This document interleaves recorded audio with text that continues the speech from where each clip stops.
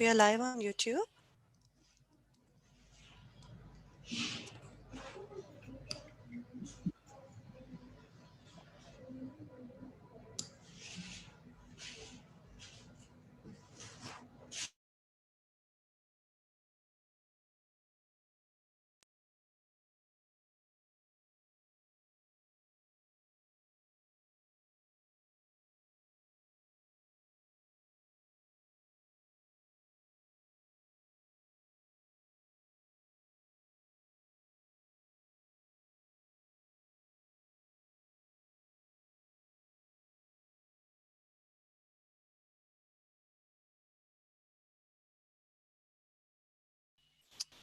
We are live on Zoom as well.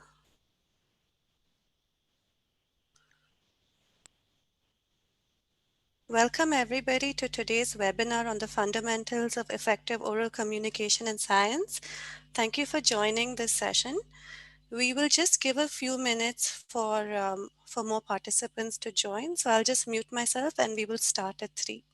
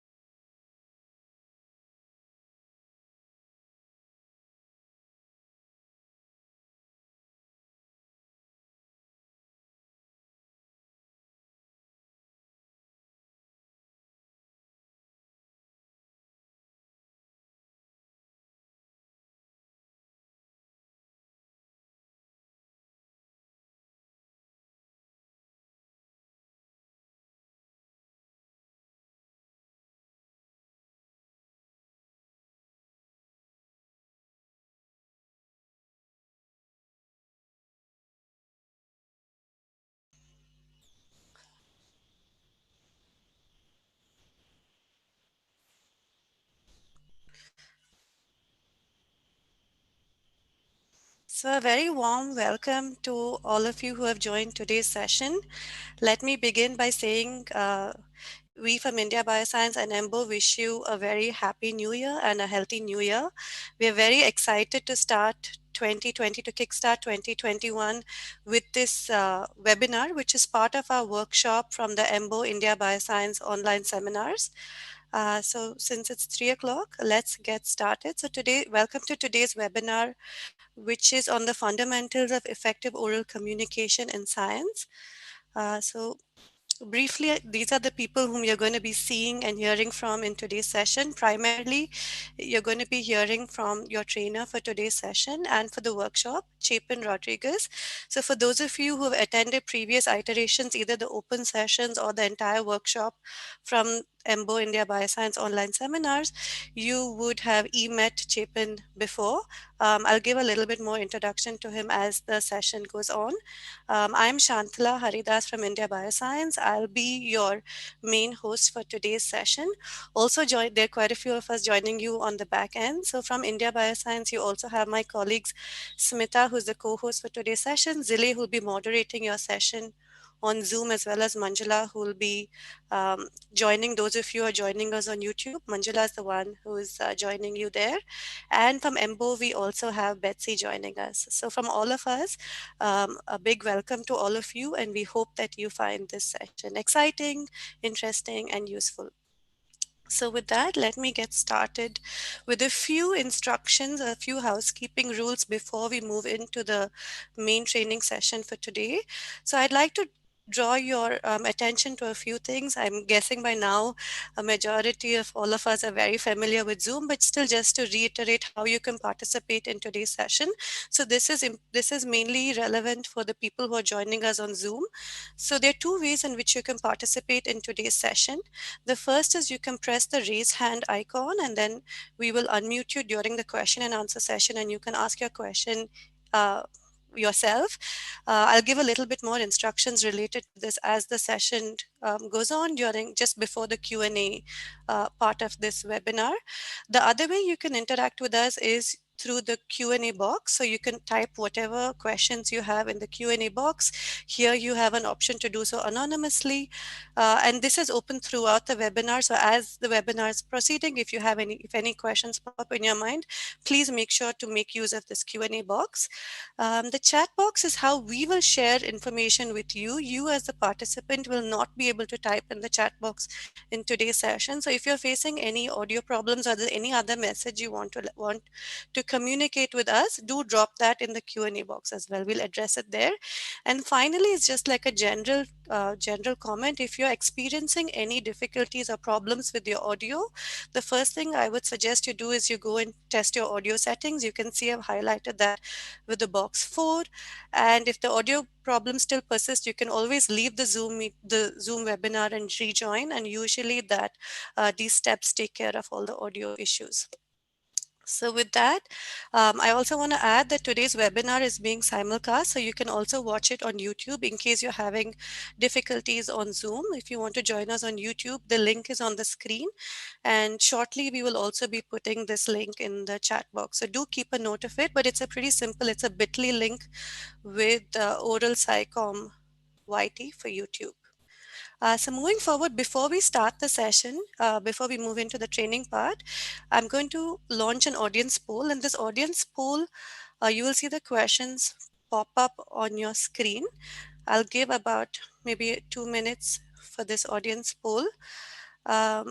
And the request is that you use this audience poll to both kind of refresh for yourself where you stand, as well as you can, it helps us as the organizers get an idea as to who's joining us in today's session. So just a quick question for any of the other panelists. Can you see my slides or? Yes, Shantla. Okay, perfect. So the audience poll will run for another maybe minute and a half. I request all of you to participate in this audience poll and also use this as a time, as I said, to reflect on where you are at the start of the session. So the first question is related to where you're joining us from physically within India and outside India. The second question is for us to kind of gauge who, in terms of our target audience for today's webinar, which is senior PhDs and postdocs who is joining us as well as others. The third is a kind of like a baseline measure. So to see before the training session, how you feel about giving oral presentations specifically on your science, your research. And the fourth question is to gauge what you find difficult about giving an oral presentation. And this might also remind you as to what you find difficult. And then you can keep that in mind during Chapin's training sessions. So I'm going to let the audience poll run for maybe another 15-20 seconds, just so we can have some more of you complete it and participate in it.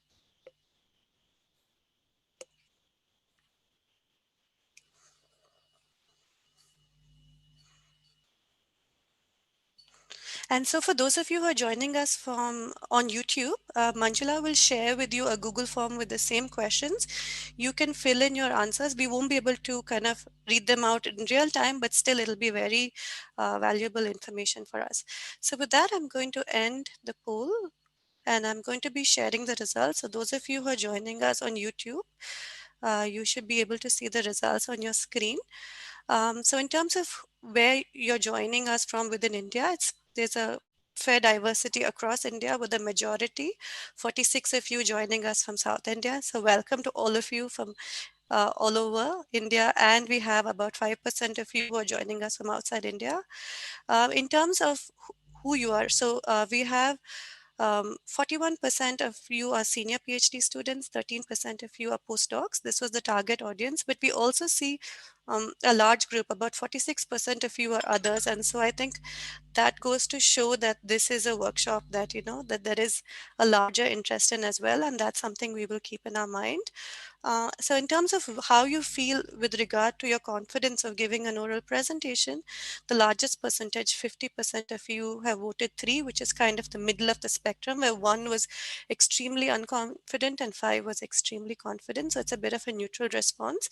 And finally, in terms of what you find difficult regarding giving oral presentations, so here the split is quite even. It's all in the 40%. So for each of the options, one was adhering to the time limit, so kind of sticking to the time limit or giving each section its required time, communicating in a simple way, tying together your presentation to make one coherent story, exciting your audience, answering questions on the spot, and designing your presentation and creating a poster. So this is a fewer percentage if you felt that this was a problem, only 27%, as well as gauging your audience participation. So I think from this, what I and Chapin and all of us can gauge is that it seems like across these different aspects, a fair number of you feel that these are your difficulties. And so these will be addressed in today's session. So I'm just going to stop sharing the poll. And if you can just give me a minute, I seem to have lost the presentation, but I will get that back. Okay. So now that we have finished the audience poll, this is what's going to happen in today's webinar. So just to let you know what is the flow of today's webinar, I'm very briefly going to tell you a little bit about the EMBO India Bioscience online seminars. And this is for those of you who are joining us in one of these sessions for the first time. This will be to let you know what this project, what this initiative is all about. And for those of you who have joined us before, to let you know what we have done in 2020. So what has happened in this project in 2020. Then we'll move into the main topics of today's webinar. So it'll be divided into 2 training sessions. And in between that, we'll have a short 10-minute question and answer session. Here, we will only address questions from the Q&A box, not we won't take any live questions. And then we have a longer Q&A session at the end where we will take live questions as well. In both Q&A sessions, just one thing to keep in mind is do keep your questions short, precise, brief. So that'll, first of all, it'll help Chapin understand your question, get your question. It will also let all of us follow the question and have more people participate because we can take more questions that way. And finally, those of you who are part of the full workshop, so the 21 participants for the full workshop, I request you to stay till the end of the session because I will give you some instructions regarding the next meeting. So with that, let's get started. Okay, so just to briefly let you know who are we. So who is India Bioscience? So India Bioscience does a lot of activities and we work towards facilitating a change or a development of the life science community in India, promoting good practices. And we do this by acting as facilitators and catalysts. And of course, if you're familiar with India Biosciences activities, you know that we don't do this alone. We do this with extensive engagement, collaboration, partnership with various stakeholders such as government organizations, academia, industry. And today's webinar is one such effort, which is in partnership with EMBO. So moving forward, what we do can broadly be looked at under 5 umbrellas. So we have networking, communication, education, skill development, and data and policy. I'm not going to go into detail of all of them. For communication, you can visit our website, which is www.indiabioscience.org. There's a wealth of resources there. For networking, it's the various meetings we conduct. And in fact, we have one coming up later in the year, the Young Investigators meeting. So do keep your eyes and ears kind of appeal for this announcement. But skill development is the umbrella under which today's webinar falls. And so in terms of skill development, we try to provide the trainings and resources for people across different stages of the academic career. So starting with master's students, PhD students, postdocs, young investigators, mid-career investigators. And we try to both give them the resources and the know-how of how to develop a successful career in science, as well as to kind of open their minds and spread awareness as to the various careers that are the career options that are available in science. And so this is also an effort where EMBO is engaged in the Indian context as well. So they do conduct skill building workshops, and you can see I've put some examples of this. So this initiative was really a coming together of like minds in two different parts of the world, us and EMBO. And so the way this began was it initially began as a question as to how could we provide effective skill building training sessions. And then with the onset of the COVID pandemic, this quickly changed to how can we provide this in a digital space. And so on this slide, you can see some of the Gerlin, Betsy from EMBO who were part of this initial conversation, Smita as well, and me. And of course, as this conversation grew, the entire team, so the teams from EMBO, the broader teams got involved as well. And so when we were addressing this question, we decided that in our wish list, we had two things which seemed kind of at the opposite ends of the spectrum. One was to train a large number of people, and the other one was to have very individualized training. So we could tell a participant, this is what these are the things that need to be changed, or this is the skill that needs to be developed.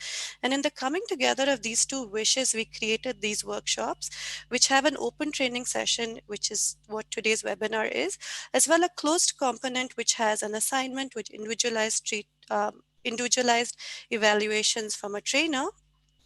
And the way we designed, and Chapin has gone to great lengths to design it in this way, is that even the open training session on its own is a standalone training session. So even if you just attend the open training session, you still acquire the required skills to develop, in this case, effective oral communication and science. And another thing that we have gone to great extent to kind of enforce or to kind of put into these workshops is to have extensive interaction between the trainer and the mentors. And that's something I hope you keep in mind even during today's session. So do make use of this session. We have long question and answer sessions to interact with Chapin, even if you're just attending only the open training session. And of course, we try to make these fun and informative learning sessions so that the whole process is enjoyable, and that we kind of maintain high participation levels throughout these workshops. And so with that, I'm going to now hand it over to Chapin, the trainer for today's session. And so Chapin is the founder of Cree Educate Consulting. Pardon me if I pronounce that wrong. He has, as I said, he's been the trainer for the two previous workshops that we have conducted. And if you've attended those, you know that he has the enviable gift of being very informative, but also having very enjoyable sessions. And so with that, I hand it over to you, Chapin. I will stop sharing my slides now. Thank you very much. Welcome to all of you. Good afternoon. It's a pleasure to be with you. Let me start my screen display here. And I hope you can all see then my first slide, the title slide about fundamentals of oral communication. Why are you all here? So what we're going to do is, my plan is to spend about half an hour with you, and then we'll take that first break for questions that Shantala told you about, and then we'll have a second part, also half an hour. So, and then at the end of that, hopefully a very long 25-minute question and answer session for you. I see someone's already sent a question as I'm speaking. Go ahead and send those, hold on to them, and be ready with them to ask them live if you would like as well. So why are you here today? Probably you're all here because through your oral communication, whether it's a poster or a slide presentation or a flash talk or whatever you want to call it, you want to create a name. You want to create a name for yourself, for your research project, for your lab. You want to be noticed by your current supervisor, by a potential future supervisor, by journal editors and reviewers who may be in the audience. So you're all here for the same purpose. You want to get your audience interested in your research story. And as you know from your non-scientist lives, getting the audience interested in something is always difficult, okay? Now, if you're really lucky, you work on something that's already on the forefront of most people's minds, like corona, sex, cute babies, or cute animals. But what do you do if your research story doesn't involve any of those things? You study the microbiota in the mouse intestine, or you analyze why the same protein downregulates one gene but upregulates another. These are maybe a little bit less hot. So getting your audience interested requires a few things. First is you want to talk about something they can resonate with. So some of you from the poll and from your questions are asking, how do you get your audience interested in a certain topic, in your topic? You have to start from what they care about, from what they visualize. And visualizability is something I'll emphasize a lot here. If your audience can see, literally see in the mind's eye what you're talking about, then they're more likely to understand it, to believe it, and to be impressed by it, to feel, and I'll talk about feeling today, to feel what you're trying to present. These are all important. So what do you do when you're working in the microscopic world and no one can really literally see what you're working on? So we'll talk about that today. I would say you have two major challenges. And I suspect some of you attending today have been with me in earlier trainings. Some of these slides, you may sound a bit familiar, although review never hurts. But I've tried to reduce that so that there may be a little bit of repetition with what you've seen in previous trainings of mine. But then as quickly as possible, I'm going to move into things that you haven't seen, because today's session is really focusing on oral communication rather than writing and papers. I would say you want to look at two major challenges. First is your audience itself. Your audience, and we're here today talking about you, the researcher, speaking with other researchers. Your audience are scientists like you. Their brain is full. If we were to look inside your audience's brain, it might look something like this.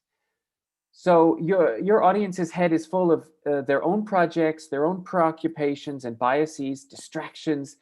And at the same time, they're expected to listen to you as you talk about your poster, as you talk about your slides.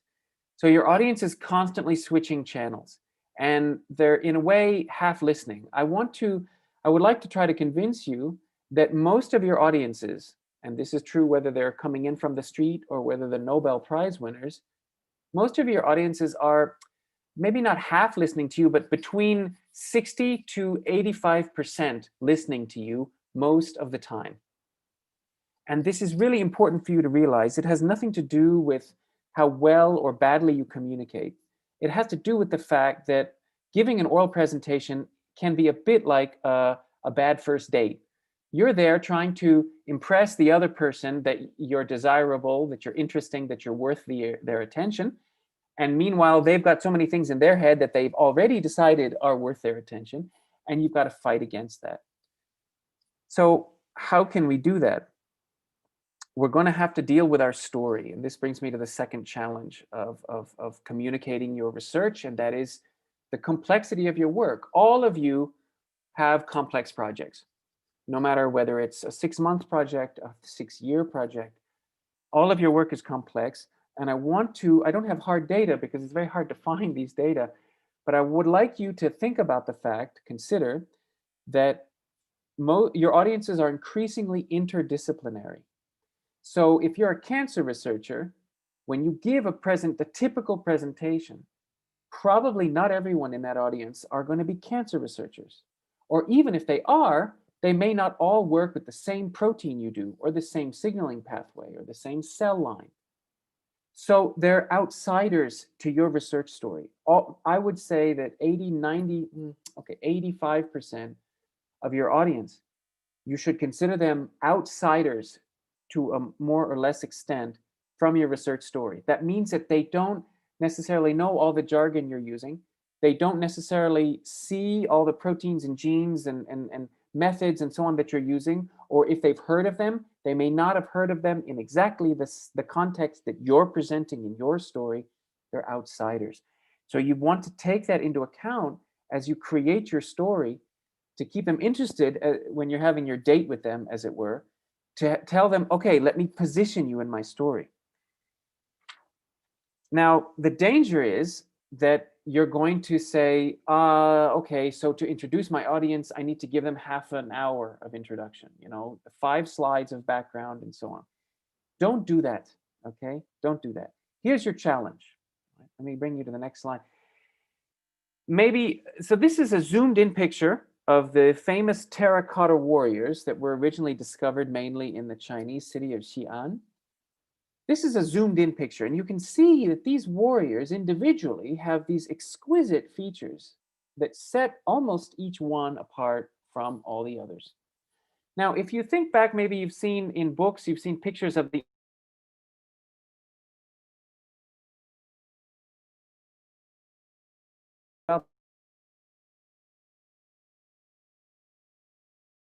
in this picture, that you can see that they're different. Well, your audiences are looking at your projects kind of like that. All right. They've heard of your protein. They've heard that you're looking at therapeutic targets in cancer. They've heard all that before. Most of you are working in fields that are competitive, where there are several groups trying to do very related things. Your job with your story is, as quickly and smoothly as possible, to zoom into exactly what you're doing that almost no one else has done. In other words, the comparative advantage or the added value of your study. When you create your background, so instead of drowning your audience in all kinds of background ideas, start from the next most similar studies, state of the art. Say, okay, we want to understand this question. We've come this far. We still need to go this bit. Okay, in order to go this bit, such and such has to happen. And here's a step in that direction, or here's the entire step, however big your project is. Start from the next most similar study. That's probably what's going to be in the awareness of most of your audience. That's what they really care about. How are you new and useful compared to the next most similar study? So when you make your oral presentation, avoid generic phrases like, we want to identify new targets in cancer. We want to identify pathways that help drive tumor growth. Those statements realize that they're very weak because they can be said by anyone in cancer. Instead, tell us something visualizable that already moves us closer to your specific territory. For example, we know that phosphorylation of this protein is important in cancer, but what we don't know is when that phosphorylation has to happen in order for the tumor to grow, for example. And so in a very brief statement with not so much jargon, I've already positioned you exactly in my small research space, and I've given you a little bit of background around it to help you see me in the whole field. Learn to speak in ways that are very visualizable and direct for your project. Now, of course, you can't start with incredible detail. You can't say, we're using yttrium-coated diodes in a novel laser at 280 nanometers to, as you keep going in that direction, things pile up in the audience's mind and they can't keep track. Okay, wait a minute. What's new here? What's the problem? What's the application? So of course you have to move smoothly and progressively to your problem and into your project, but you're not going to give half an hour of background. You're not going to start from the beginning of your entire field. Because you have this problem to think about, what I call the dimensionality problem. Think of your research project as a three-dimensional structure, a house, a villa, whatever your dream house might be. It has multiple dimensions. However, when you communicate it orally, as well as in writing, you have to break it down into an essentially unidimensional chain of Lego blocks or pieces of information that are going to come out of your mouth and then go into the ear of the audience as they listen to you. So you've got this three-dimensional thing that's broken down to one dimension, then it has to be reassembled by the audience into something three-dimensional. Now, what is the chance that their three-dimensional thing looks like your three-dimensional thing? Zero. They will never look identical. In the best case, the underlying structure, the real basics should look the same. And that's where you have to be careful. That's what you have to focus on, is that minimum. And we'll talk about that in a second. Any audience, whether they're from the street or Nobel Prize winners, any audience has an incredibly finite, limited working memory. Right? In neuroscience, I've given you a few references here. It's very difficult to read, so I'm trying to distill it for you. But The idea is that any audience, when they're processing information, you have a bottleneck. So if I receive a few pieces of information very quickly, I'm full. I cannot actively process anymore. So I have to start integrating those pieces that I've taken in. I have to integrate them into something three-dimensional before I can accept the next brick, the next Lego block. So imagine if you're giving a talk and you're speaking at a certain speed, that information is coming at a certain density, certain number of pieces of information per unit time. Well, that audience is receiving them, and in real time, they're supposed to do something with all those blocks, either integrated into a structure that can sit in their memory and that I can add to as new blocks come in, or if I can't integrate it, I'm going to throw it away. What happens when the audience throws away precisely the bricks that they need for your next slide, for your next idea? It's a disaster. So I want you to honor, and we'll come back to this much later when we talk about slides and so on, I want you to honor the fact that your audiences, regardless of their scientific expertise, regardless of how close they are to your work, they saturate very fast. And you have to break up, and I've given you the word here, is often, even it sounds crude, but it's in the literature, chunking. So the idea is humans can handle chunks of information, and then we have to deal with those chunks, build them into a structure, or lose them because we cannot hold on to them. You have to learn to chunk your research story. So probably, like me, you were raised thinking that the parts of a scientific story are four: introduction, methods, results, and discussion. Forget it. That four-part structure does not correspond to the way that your audience processes and needs to process your research story. You have to divide things up even more finely. You need to divide up your story into chunks, into bits, into sections, subparts, whatever, that are much smaller than these four massive sections, just because your audience can't process it all. So that means you need to take more frequent breaks as you talk. You need to set up a mini story, close the mini story, segue into the next mini story, present it, close, segue, present it, close, segue. You need to do that repeatedly. If you do that, and then periodically you're repeating your key messages, you're synthesizing things. If you do that throughout, you're more likely to be able to hold on to that audience and not be like that bad date where the other person just looks on their cell phone the rest of the time. So chunk your stories into digestible pieces. How can we do that? Let's look at some strategies how we can do that. The first step, I think, is to slap yourself a little bit and grab yourself and say to yourself, you've been working so close on this research story for years now, or however long it's been. You know it like anybody else. You are perfectly comfortable dancing around with 50 different concepts in your head at one time.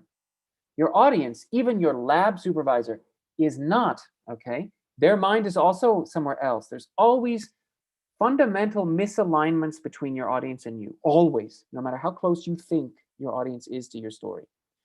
So take your research story and distill it down to 3, 4, 5 big ideas. It could be, the application. Let's say you want to image very deep below the skin, deeper than anybody has really done before, or deeper than the standard is. So deep imaging is one. And I'm going to do that using light microscopy. Okay, so light microscopy. And my particular thing is I'm going to achieve that deep by using a different kind of laser. And that laser is different because it has a special coating on the diode. I don't know what. So that's my special coating. So my research story is, in order to accomplish this deep imaging, using light microscopy, which a lot of labs have access to, and it can give us a lot of information, we're going to use this special coating on our diode. And that's my story.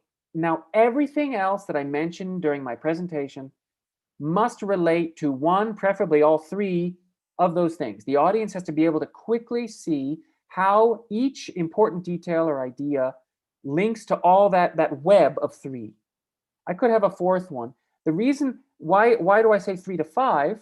Because if you look at neuroscience research, when people have asked how many chunks, they really use that word, how many chunks of information really can fit in someone's working memory or be actively processed at one time, numbers have come out between 4 to 7, but the number varies with the task, it varies with the state of mind of the audience, and so on.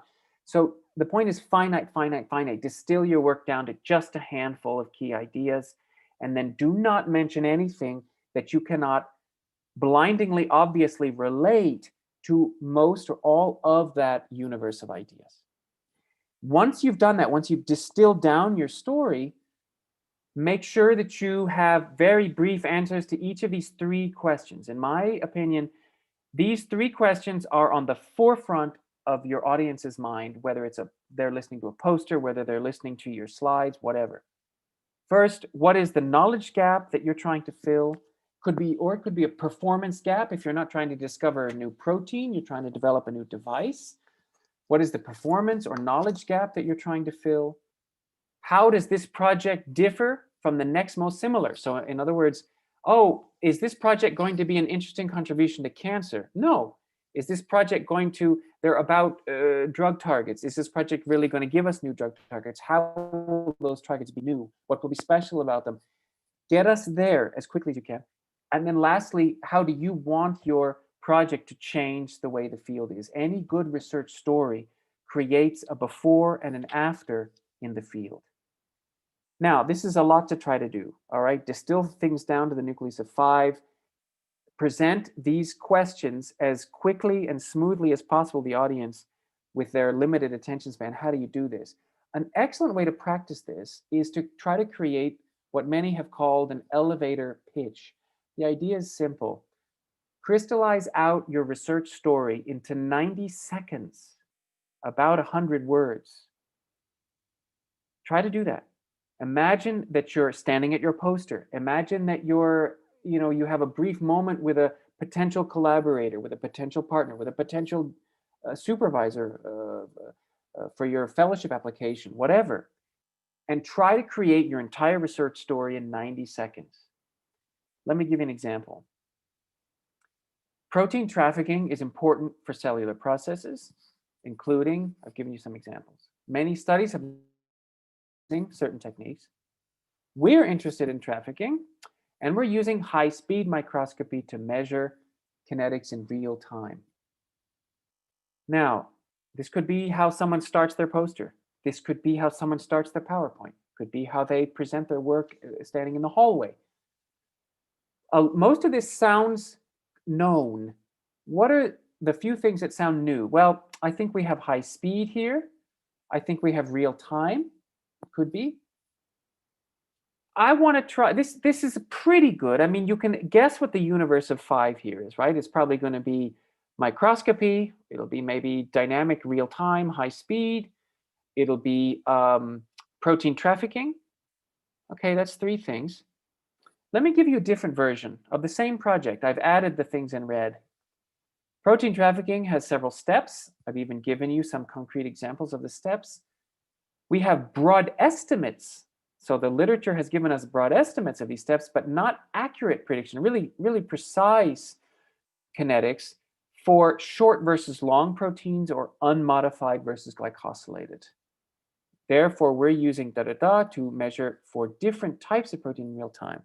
Now, I have added some words here, but you can still do this within 90 seconds. And what you've got now is a project that is almost completely unique. This upper talk, this upper pitch, is a little bit generic. There are several studies that could use this same pitch. But this pitch, there are probably many fewer studies, 1 or 2. And what else about this pitch is it's even more visualizable than the upper one. So I've given you a few concrete examples about the steps of trafficking to make sure that we're all on the same page, realize trafficking can mean different things to different audiences. So if you're focusing on just one aspect of the trafficking, get your audience there as soon as possible so they're not busy thinking about what they like or study about trafficking. And I've given you, I haven't just said, we're interested in the range of different proteins. Different proteins, what is that? That can mean many things. Give me something perfectly visualizable and specific to you, short versus long, unmodified versus glyco. Be visualizable, be specific, but be specific in a way where you're burying the audience in in the story that you're doing and not what the next most similar one is doing. All right, so practice that elevator pitch. After this workshop, really practice that. And if you can do that well to a partner and get your partner to echo back your nucleus, get them to echo back, okay, what is my project doing that no one else has quite done? And what can we then do with that? If they see what they come back with, even from 90 seconds, you may be shocked to see what they missed. Often the audience will get 50% of what is new and useful in your work. Often sometimes they'll get 0. So in my trainings, this happens. Sometimes they'll get 50% of what you said, and then they'll say 50% is something else. And you'll say, where did you get that from my talk? I never mentioned that. And it turns out it's in their head. Your audience, because they're analysts like you, they love to take partial information and run with it and create a story. Well, remember that image I showed you of the people sitting at all the computer screens. Your audience is listening to you, making a 3-dimensional structure, and they're very eager to put in their own building blocks based on their own experience, based on what they think you're saying. And before you know it, they have a 3-dimensional structure that is more than half theirs, and it doesn't correspond to what you're saying because they're not actually listening to you, or the blocks come in but then get dumped. So you have to be aware of your audience. The other thing I want you to learn to do, and here's where it gets scary, because we're scientists, we're not supposed to talk about emotion, is I want you to harness emotion in your audience. As you know from public relations, from advertising, creating an emotional link to your audience can exponentially improve how much your story affects them, how believable they find it, how open they are to it, and so on. So I'm not telling you all to sell, but I am telling you to realize that you scientists can harness emotion as you're describing your otherwise extremely dry Western blots and micrographs and plots and whatever.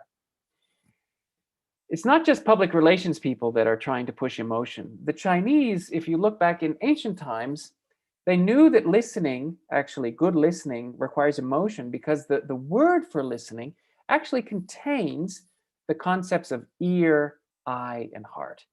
So the more that you can get your audience to listen with those organs, the more powerful your message is going to be. And you can do this. Let me give you just 2 examples. So there are 2 primal emotions that you can elicit in your audience reliably, easily, as you're describing your extremely dry results, let's say, as in your poster or in your talk. Those 2 emotions are satisfaction, when we see that our hypotheses or ideas or models are confirmed, and surprise, when we see that our models and hypotheses are overturned, are not supported. For instance, if I'm presenting my work to you and I'm telling you that we know from a long line of studies that in this particular disease, there's indirect evidence that a protein is processed differently than it should be, than in healthy people. But we only know that from indirect studies. I want to show that directly in the disease tissue in patients themselves. So we did a Western blot for the protein, and sure enough, we found that in a healthy people, the protein is this big, but in 2 of our patients, and these are representative results of 10 different patients we looked at different stages of the disease, we found the protein is much smaller. So here we have what may be the first direct evidence that we're looking at these disease tissues as the disease is progressing, and we do see the protein is very differently processed. So this now gives us a basis to look at these in cell culture to really understand what has been hinted at for decades in the clinic. Now we can see it for the first time directly. So if I present you the story that way, it was a little bit wordy, but if I could make it even more concise, most of your audience, whether they're in the same field or they're just remotely related to the field, they'll sense, okay, we had something indirect, now you're showing it directly. That's nice. There'll be even just a millisecond of satisfaction. That's nice. They went deeper, they confirmed, thank heaven, right? We don't have to undo decades of research. There's that feeling that your audience will feel. And just that moment can keep them in those slides and prevent that feeling of, oh my God, it's slide after slide of blots or what have you. By the same token, I could harness surprise. but I have to set up the story correctly. So within this slide, I have to say, okay, look, we have 3 different models, and they've been developed using very different approaches. One model is quantum, the other is Bayesian, the third one uses rocks and smoke signals. And all 3 models converge by predicting that as parameter B goes up, parameter A also goes up.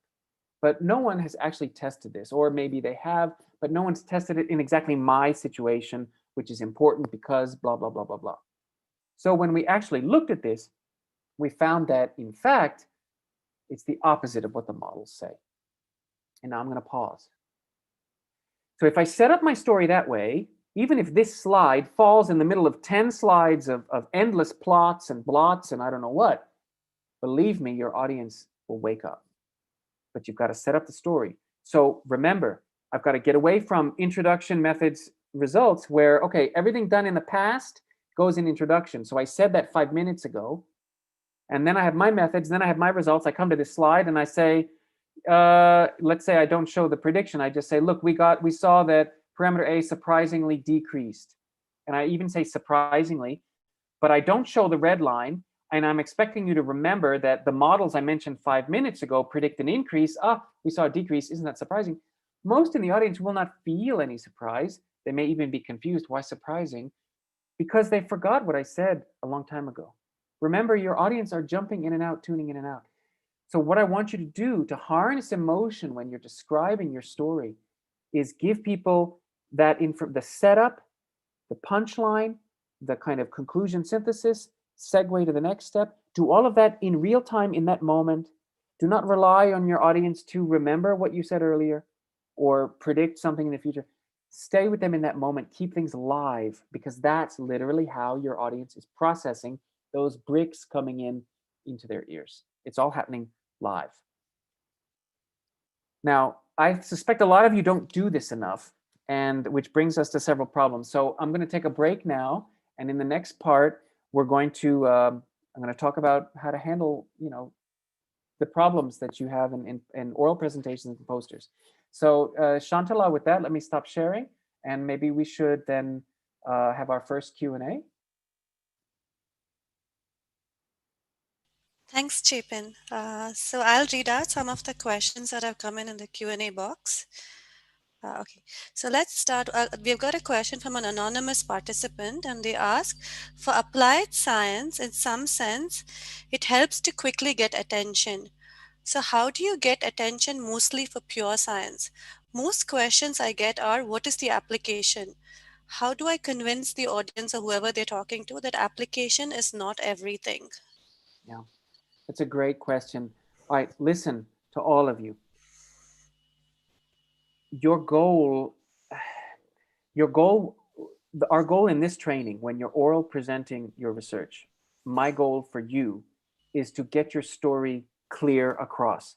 I want your audience, when they hear you, to leave the room or walk away from the Zoom session, walk away from your poster, and even 5 minutes later, maybe even a day later, they could remember, so that person is looking for drug targets that, unlike existing drug targets, they overcome this resistance or something. And that maybe that's all they'll get or retain. That's great. You've done a good job. So my goal is for you to get your question across and what you're doing that's new and useful towards that question. It is true, most of your audiences want a useful. So it's not enough anymore. Probably this was maybe 2 generations ago. It was more often attractive for scientists that you said, okay, look, we're going to measure tigers, okay? I think India has a lot of tigers. We're going to measure how fast tigers run when it rains. No one has measured that before. Now, if I tell you that, you could probably believe me that no one has measured it, but you're not impressed because you're thinking, well, yeah, okay, no one's measured it because who cares?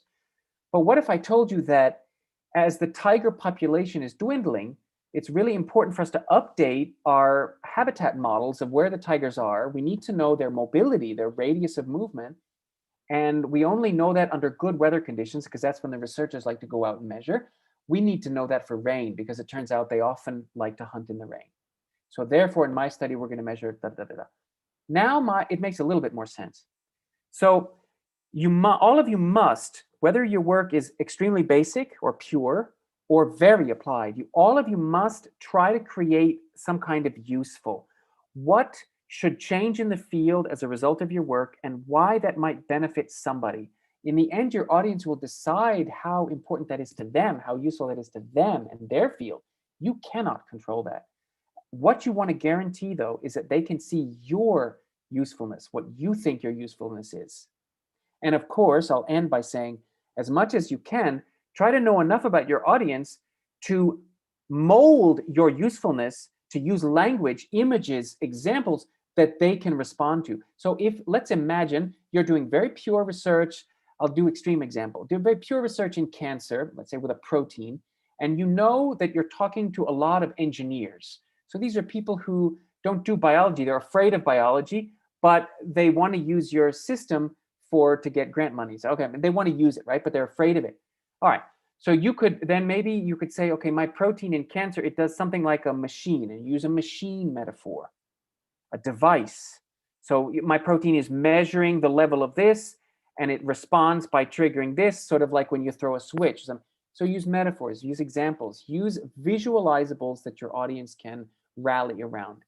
Even if your audience is far outside your field, if they can visualize something about what you're doing, they can be quite interested in what you're doing. And then they'll put more effort into understanding what you're trying to do.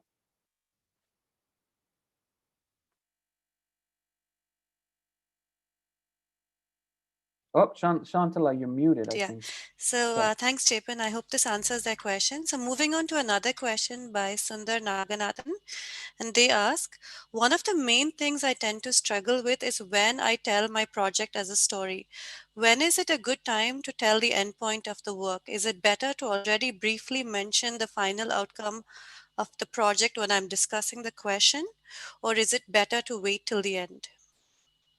It's a good question. First of all, I wouldn't worry too much about it, okay? And so there are plenty of scientists on either side of the question. Plenty of scientists don't like to be told the answer before they see the evidence, okay? Plenty of other scientists maybe like to be told the answer because it guides them through interpreting your study. So if I start out my story by saying, I'm going to tell you the story of a protein that people thought was unimportant, but turns out it's critical, you could say it that way without giving away any details of your story, but yet piquing them to the theme of your story, which is, here's a known protein. So I understand now from that one sentence that I heard, I understand that this person is not discovering a new protein. They're discovering maybe a new role for that protein. So what you want to do at the beginning of your talk is manage expectations. Set up your story so that they know what genre your story is. Are you a horror novel? Are you a crime thriller? Are you a drama? Are you a love story? You know, that kind of genre. Set it up, your story, at least to orient them so that they know, okay, are you telling me about a screening experiment where you're just looking blindly? Are you telling me about you hypothesized A and you want to test it? Are you telling me about we know A, but we want to know if A could be even better? What's the general type of story you're telling me? I would give them always that much at the beginning, but you don't have to reveal all the information. Instead, set it up in a kind of teasing way, like, I'm going to harness that satisfaction or surprise that I told you about. You could say, I'm going to tell you about a protein that we've been studying for 50 years. And it turns out no one ever knew that something happens to it in the cells because no one ever looked close enough or no one looked in a particular cell type. Tell it like that. Shall we take two more questions, Chepan? Absolutely. Yeah, I Okay. keep blabbing on, so I'll try to shut up more. No, that's not what I. Okay, so another question from Anju is, I always end up with monotonous presentations. So how do I avoid giving a monotonous presentation? Okay, great question. And we'll come later in the next part, we'll come more into the oral presenting part. I'll give general thoughts to all of you. What is your enemy is constancy. So your audience, and this is especially true in Zoom in an online format where you can't really use your body language as effectively. If you notice, I'm using my hands a lot, but this is not, I mean, even then you can just see bits of my fingers. So it's not so, your voice is important now. It's more important than ever. Avoid constancy with your voice. So your audience, they're processing your bricks, and they're very quickly, they must, because you're talking probably too fast, they're very quickly triaging. Do I need this brick? No. I should, oh, sounds like I should hold on to this because it sounds similar to something that person said before. Oh, I should hold on to this one because they mentioned it's the first time, blah, blah, whatever. As you present, give your audience handles to help them know how to triage, how to sort these bricks that they're receiving. Give them handles, phrases to help them know, okay, if I don't happen to immediately understand this brick, can I safely dispose of it? Yes or no? Okay, so you could give phrases like, okay, it's not important how this model was calculated. What's important is it was done using quantum mechanics. And that's important because quantum mechanics assumes this, and that's da-da-da-da-da, whatever. All right, so your audience has to process your bricks in real time. So they're looking for hints to help them. So if your voice is always the same tone, if you're speaking at always the same speed, your brain quickly, your audience quickly learns that's the baseline, not so interesting there. Or they struggle to find what are the interesting points. Help your audience by using your voice to mark interesting moments in that unbroken chain of Lego blocks. So don't speed up, don't use speed to help you, slow down. So in particularly important points, slow down. Introduce pauses of, and I'm not talking pauses of so long that they think that the internet got lost, right? No, half a second, 1 second, because your audience is so used to having the speaker go on constantly, any pause becomes very powerful through the silence. So I would encourage you, try to vary your tone a little bit. Don't become a car salesman and talk like this because then people won't believe you, right? So don't go like crazy singing, but a little bit at important points, and introduce pauses, introduce breaks. When you chunk your story and break it up into digestible pieces, that will naturally force you to put pauses. Basically, if you were writing, these would be the commas and the periods. Okay? Okay, so we'll take one more question, and I'd also like here to mention that those of you joining us on YouTube, please do share your questions in the chat there, and Manjula will share it with us so we can address them in the webinar as well. So the last question that we'll take in this short Q&A session is from Malay Kurudan. I'm sorry if I mispronounced your name, but the question is, what about the language to make people understand? In science, we use technical terms, but how could it make the layman or layperson easily understand the presentation? Well, that's a massive question. So today's training is really peer-to-peer, you presenting to colleagues. And it's hard to convince anyone. I certainly don't have the time today, but I would like to convince you all that the more that you treat your audience like lay people, at least regarding your universe of 5 and your nucleus, the more effective your communication will be. The less that you assume that they know and understand and accept as the important questions in your field, the better your talk will be. So I encourage you to construct your communication really justifying why you've chosen that question, why you've chosen the approach you have, and why you think the field should look different, even if tiny different, but why you think the field should look different based on your results. For talking to the lay public, whether it's lay public or experts, your work has to be visualizable. So whether it's lay or expert, you have to find language that they can see. With your experts, that means finding examples, systems, proteins, pathways, whatever, that they're likely to have learned or to deal with. If it's lay people, the challenge is even harder because you have to push through more layers of abstraction. So with a colleague, if I'm talking to a colleague, okay, I work on proteins, but my colleague maybe, again, is an engineer. So they know that proteins are something they take in their sports drinks to get stronger, yeah? But they don't know anything else about them. All right, so again, maybe I'll look for some different metaphor. I won't dumb down my science, but I'll give them just enough to say, okay, for you, what I want you to know about proteins in this particular story is that they act like a on-off switch, blah, blah, blah. The light hits it, the protein changes, something happens downstream. And believe me, most engineers will, okay. Now, if it's a layman, it could be harder because the layman may not really visualize a protein. They may not visualize a machine it gets harder. So you've got to push further back to closer to where that audience begins. But, and I'll end my answer with this, and this is for all of you. Realize I want you to learn not to sweat the details so much of your story. Sweat the nucleus, not the details. So your goal should be not that someone leaves your talk remembering the name of your protein, that it's phosphorylated at this stage of meiosis, and the cell line that you used, and blah. No. Your goal would be to get them to leave the room saying, all right, they took this protein that everybody knew this thing about, they discovered a new aspect of it, and it turns out that aspect drives the disease, so maybe we could stop it with a new drug. Because for most of your audience, even when they're in your field, that's the best you can hope for a few days down the road. So a few days later, if you ask them what they remembered, you want them to be able to at least echo back that nucleus, and that's it.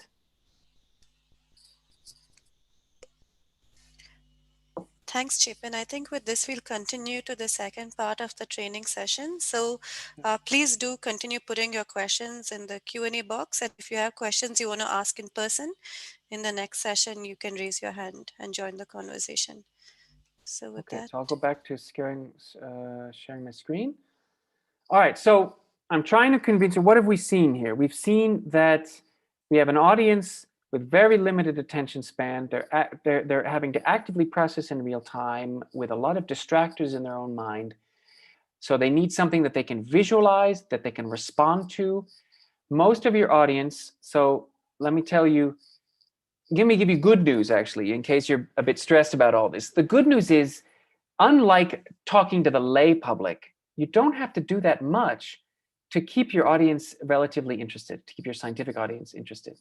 So when you present to the lay public, as you know, you probably have to use a lot more bells and whistles and lights and dances and movies to keep them engaged, because the work can be so far from their daily experience. But if you're presenting to colleagues, you're doing okay, because most scientists just really like a good mystery. They want a good a question that sounds like it hasn't been answered before, it hasn't been answered well enough, maybe, and that will move the field forward in some useful way. Most of your audience wants new and useful. That's it. So I don't want you to feel pressure to dress up your presentations with a lot of bells and whistles. That may actually undo the clarity of your message, because you'll get so worked up in creating more complexity that you forget the power of simple. Less is more. Distill it down to just a handful of key ideas. Jump among those key ideas as you present a question that really should be answered sooner rather than later. Here it is. This is why other people didn't answer it well. I'm trying to answer it better. We think we've done that. Here it is, or whatever, or we're on our way. Because the funny thing is, if you think about your audience's interest in a presentation, whether it's a poster or talk, at the beginning of your presentation, your audience is usually quite engaged with you. They're looking at you. They're with you. No matter how boring the last 17 poster presentations were, no matter how dry the last 12 PowerPoint presentations were, somehow, every time the next presenter gets up, most of the audience kind of wakes up. I don't know what it is, because supposedly we scientists know better, but we're sheep too, and we're just stuck on that hope that this new presenter will be somehow different. So actually, at the beginning of your presentation, you have to do 0 to get their attention.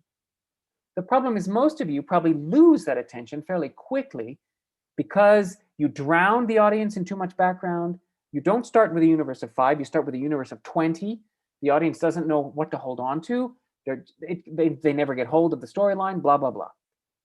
And by the middle of your talk, in fact, you've lost them really completely, which is very sad, because the middle of your talk is your meat. These are your results. So precisely where the you comes in, that's unique and supposedly useful, they're all asleep, or they've all given up on the 3-dimensional structure, it's fallen down, whatever.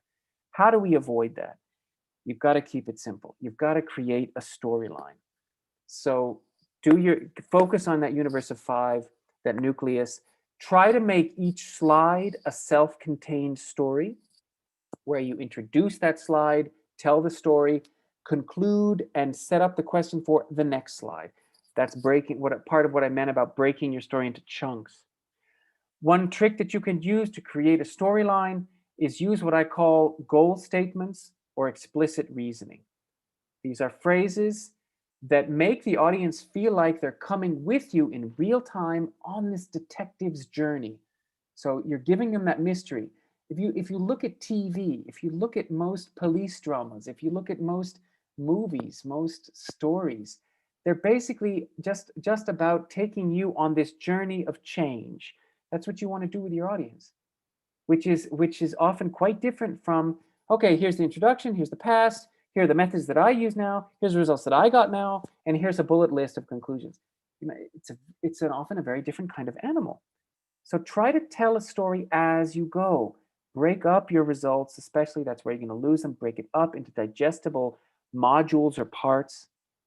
Now, just as it's important what you say, how you tell your story, it's important how you show your story. Now, some of you, unfortunately, may still do this with your slides. So how you show your story on a slide might look too much like this. We'll talk about posters, by the way, in a moment. As you know, this is bad. So you've been in presentations like this. What happens? So whenever you're presented with a lot of information, you're an analyst. Your audience are analysts. You're going to start from left to right, from top to bottom. You're going to linearly process that information. And while you're doing that, you're not listening to the presenter. So you know that. You compensate and you put a picture of a cute puppy. Okay, that's fine, but that doesn't help them process that linear chain of blocks into a three-dimensional picture. Now, maybe you know better, so you make slides that look like this. Okay, let's make a bullet list. Now, you figure that if I have some white space in here, the slide is breathing a bit more, I've got my cute picture, all in all, it's not so bad, right? Well, again, I've got long phrases that might still be complete sentences or essentially complete sentences. And that person's going to have to go left to right and linearly process. They're not going to be listening to you. So if you really want to put up a slide like this, my advice would be put up the slide, warn them, say, I'd like you to read this, and shut up. Because no audience can simultaneously listen to you and closely read slides. It doesn't work. I'll show you evidence in a moment about that. The other big problem here, so people love these bullet lists. The problem with bullet lists is very often you want, when you make things visual, poster or slide, whatever that looks similar visually, the audience will try to bundle together as something similar. If you want the audience to perceive things are different, show them graphically differently. In this example, for my bullet list, all the items look the same. And so as far as I'm concerned, they're all parts of the, so maybe this is protein 1 in the pathway, this is protein 2 in the same pathway, this is protein 3 in the same pathway, protein 4 in the same pathway. Maybe this is characteristic 1 of my protein, this is characteristic 2 of my protein, this is characteristic 3 of my protein. So I'm going to have to start reading though, and I have to make sure, is that true? And what often happens is people put non-equivalent items together in the same bullet list. So this could be some historical background about my protein. This could be something about the methods I used, could be something about the results I found, and something about the conclusions and future steps. So it's very heterogeneous information, but in some identical looking list. That is absolutely not helpful. So someone is not going to be able to put together a three-dimensional villa without a fair amount of cognitive resources going into that. So I'm going to advise you, as I mentioned earlier, less is more. If you put a slide more like this, this obviously tells the audience, hello, people, here are some basic ideas. Here's my universe of 3 or whatever. For the story, you're going to have to listen to me. So making slides like this, most people don't do this, I think, largely because you're afraid of forgetting what you wanted to say, and because you're afraid it will look too minimal. But I want to encourage you to go more in this direction, especially now with Zoom, you can cheat. So you can do like me, you can have a cheat sheet that the audience can't see because it's off camera to avoid forgetting things, even though I think I've managed already to forget a few things, but that doesn't matter. That means that they weren't so important. So you won't forget what you really need to say, plus I hope you'll practice it a few times. And second, it forces the audience to listen to you, so they're going to be more engaged with what you're saying.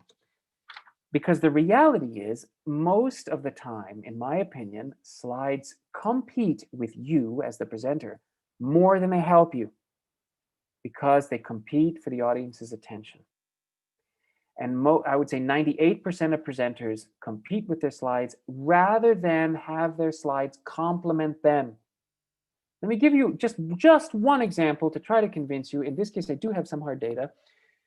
So in this study, the researchers took healthy people and sat them in a chair looking at a computer screen and having headphones. And they said to them, okay, you're going to look at a series of letters and numbers on the screen. The voices in the headphones will tell you letters and numbers. We're going to give you a memory test at the end to see if you can remember the series. And then in one trial, they said, okay, we want you to focus on the TV. We're going to test you on your memory recall of what you see on the TV screen. In a separate trial, they asked them, now we want you to focus on the voices, because the memory quiz will be about what the voices told you, not the TV. But they always had both stimuli. What did they find? Of course, that as more people paid attention, as they paid more attention to the visual, they paid less attention to the auditory, and vice versa. So in a way, attention is very limited. It's a zero-sum game. The more they're looking at your slides or your poster, the less they're listening to you, and vice versa. So you have a choice. You can either make a slides that compete with you, in which case you should back down, or you can make a slide that's so minimal that they know they have to listen to you. So just learn to harness the power of your slides. Don't let them control you. Okay.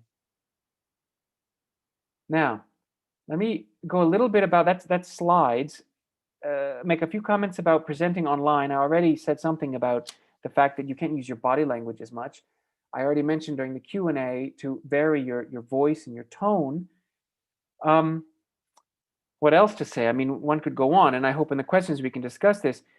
One thing with virtual, this is always true actually, even in person, a lot of people will tell you to try to gauge your audience participation. My personal feeling is this is quite difficult to do. If you're a teacher in a classroom, of course you could use questions. You could ask your audience, has anyone thought of this? Or what do you think would happen if we did this? You can try that in a Zoom session, just don't expect an answer. So ask the question, pause for a second, 1.5 seconds, and then proceed. If you have time, of course, make it a raise your hand or make it a chat window thing where they actually do answer, but this can take a long time. So your chances to gauge the audience, what can you do? You can look at them. So many of them, however, will not have their cameras on, or it'll be an open webinar like this where I can't see you guys. So that's tough. What I would tell you is don't worry too much about gauging their participation. If you speak slowly, which is more slowly than you usually think you should, if you speak slow enough and you keep the ideas distilled down and you keep coming back to the same 3-4 key ideas over and over again, and you chunk things and you pause, you're doing the best that you can. There's not much else that you can do. With an online presentation, I think my main advice, more than anything, would be to look at the camera. So if you notice me right now, I'm looking at the camera. You may have noticed, you will now that I've mentioned it, you may have noticed that sometimes I look away. I'm looking over here. I'm looking at my other computer monitor because that's where my PowerPoint is, so I want to see what you're seeing. But basically, when you're presenting online, as much as you can, try to look directly at the camera. That serves two purposes. One, it can be helpful with the audience for them to feel a connection, because of course we humans, when my eyes lock with yours, even when it's virtual, so I can't tell you about the data about virtual, but in person, when the eyes lock, this triggers physiological changes, right? Certain hormones get triggered, my pupils will dilate, I'm excited. And in that moment that I'm connected with you, you have me. And then most of you lose me, but you have me. So if you give me a good poster pitch, you've got me, right? You can keep me. So online, you can, if you look at the camera more, there's a better chance that you'll have those moments of connection. The problem is your audience is often looking away, okay? Okay, that is what it is. The other thing, which is a helpful thing for you, even if you're not completely looking at the camera. So right now, I'm looking just above my camera. I'm looking at the wall behind my computer. And for you, it maybe looks, or now I'm going to look just below my camera. Right now I'm looking just below my camera. It looks that I'm basically looking at my camera, especially if you're half looking at the Zoom session. so you can trick your audience.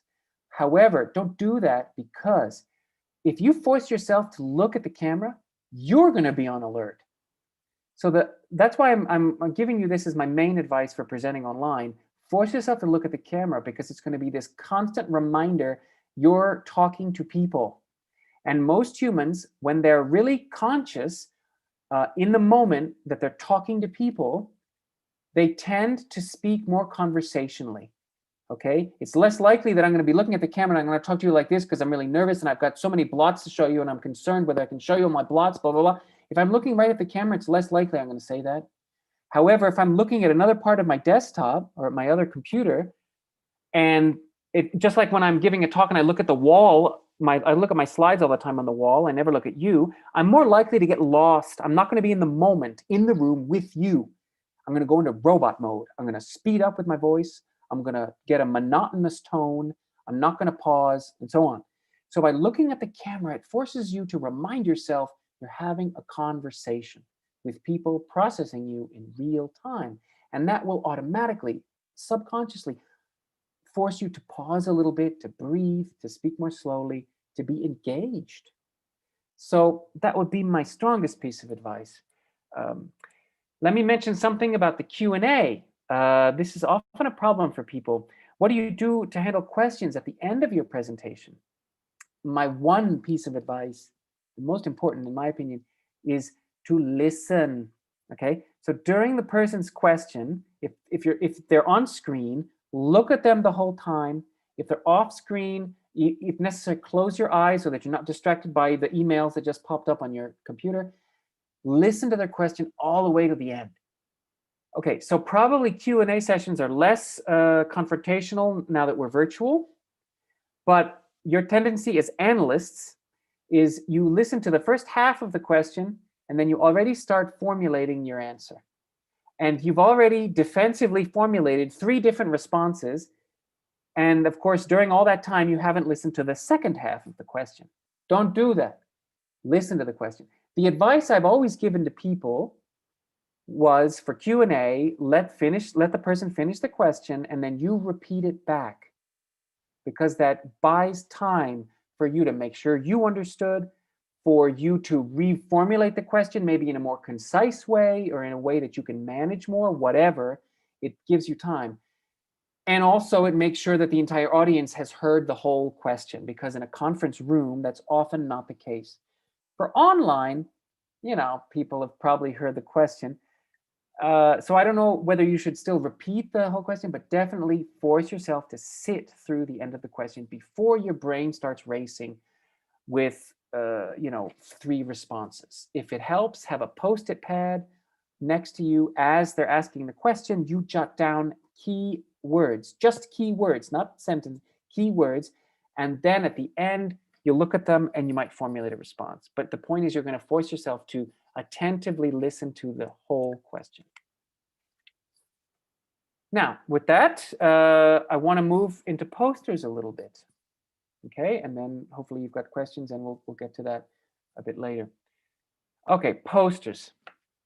I should declare beforehand my bias. I personally feel that poster sessions, okay, I'm speaking more in person, but it's largely true for virtual as well. The typical poster session where you walk in and you have all these posters is a kind of the worst possible medium for scientific communication, because you have your complex scientific story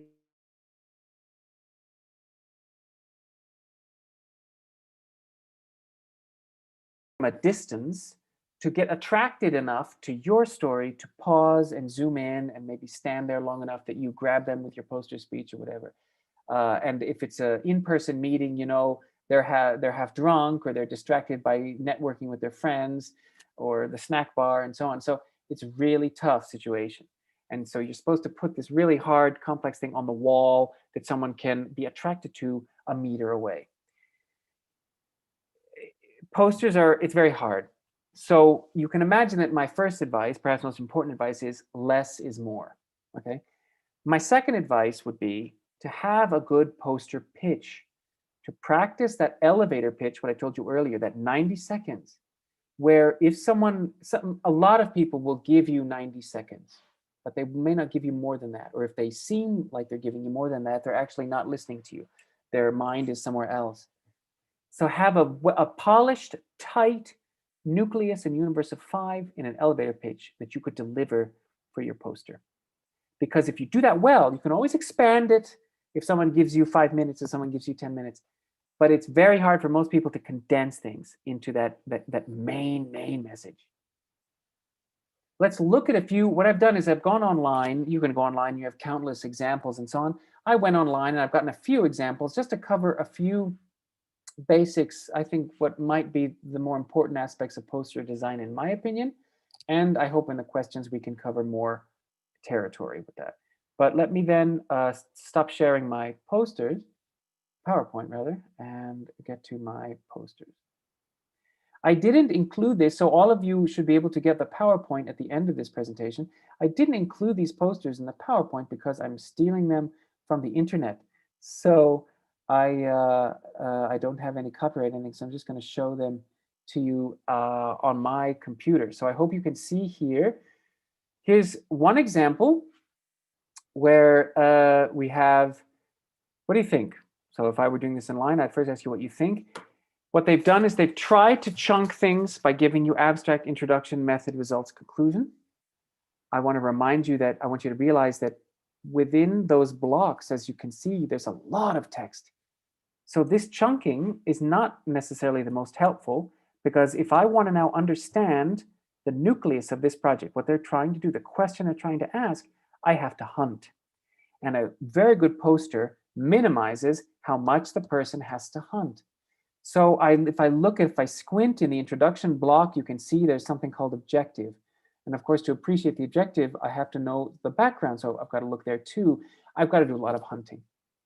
When I look at the central part, now with posters, visually, whether it's a poster or a slide, the general rule is your audience will scan from top to bottom and from left to right. Now, for languages like Arabic, where they read it in the other direction, I don't know if the rule then becomes right to left. But for us, we have top to bottom, left to right.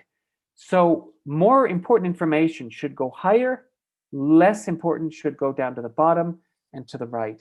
Try to obey that as much as you can.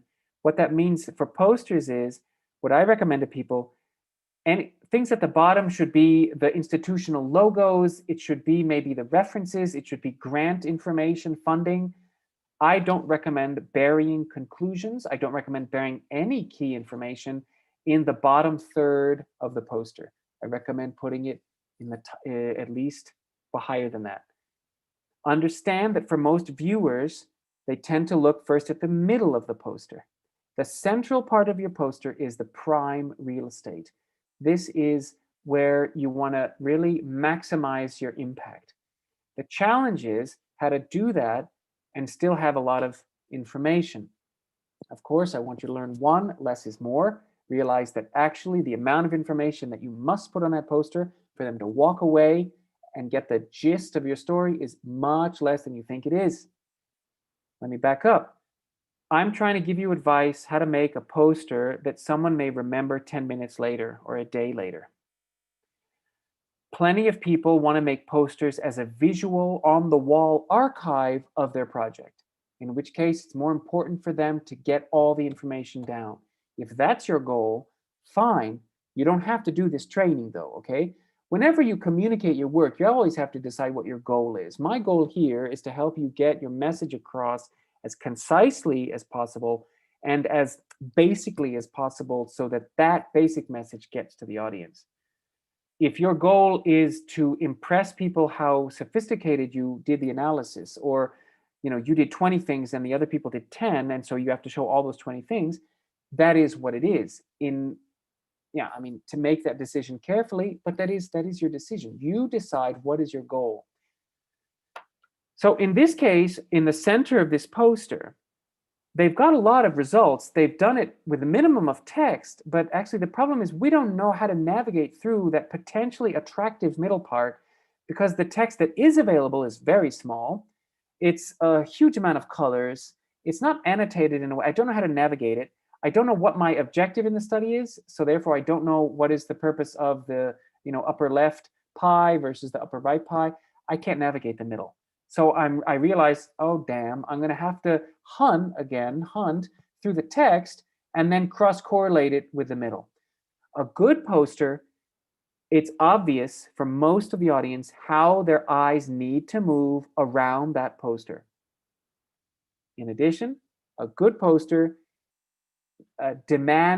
keeps to a minimum how often you need to cross-correlate different parts of the poster, spatially cross-correlate. If a certain result goes with a certain text, you always want them to be as close as possible and as schematically obviously linked, graphically linked as possible. You don't want ever someone in the audience to only understand a particular result because of some text they may have read at the bottom right, after they've stared at it for 10 minutes. Almost no one's going to stare at your poster long enough to understand your results in that case. Let's look at a different example. I would suggest this one is a little bit better because we have some sections. Again, it's chunked too crudely. The chunks are enormous. Introduction, methods, and they even have one results part and then results continued. But that doesn't help me build the three-dimensional structure. If my project is, I'm testing certain parameters of materials, I'm testing parameters A, B, and C, but then instead of writing results here, why don't you write testing the strength? Then have another bar where you write testing water resistance, another bar testing da-da-da. Just by scanning those bars, I already can sense your nucleus. I can sense, they're looking at these different properties of these materials, and these are the properties. And then I can immediately go into that graph without reading the introduction of what you're trying to do. So another thing they've done, maybe a little bit better than the previous example, is they've integrated the text a bit with the graphics. So there's more of that closer correlation, that spatiotemporal correlation between the information and the image. I say spatiotemporal because remember, your audience is processing the poster in real time. So you want them, as they're looking at these bars, these blue bars, you want them at the same time to see the text information. Some variations that you may see, you'll see even people will take the upper third of the poster, upper half of the poster, and they will put the conclusions at the top. And some of you asked about, should you give the answer straight away before the, I've seen plenty of posters where the upper half has some introduction, like a super abstract, very short, maybe an objective statement. And then on the far right will be the conclusions. What is the answer? You could argue by doing that, I can read that, decide if I care about the answer at all.